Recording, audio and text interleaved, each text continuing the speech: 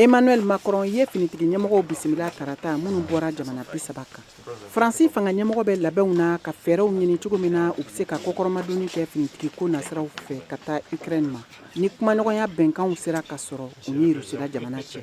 Jamana 34 o de tun bɛ a kɛnɛ kan. A dɔw bɛ Union Européenne ka kulu la, dɔw bɛ OTAN ka jɛkulu la. I n'a fɔ Royaume-Uni ani Turquie. Ka fara o kan, Australie, Nouvelle-Zélande ani Japon olu fɛnɛ tun b'a lajɛrɛ kɛnɛ kan. Ni maa minnu tun bɛ ka Alliance Atlantique jɔyɔrɔ fa ani Union Européenne ka ciladen dɔw ka fara Ukraine jamana ka cidenw kan. A lajɛrɛ kɛra dogodogonin na u yɛrɛ dama ni ɲɔgɔn cɛ.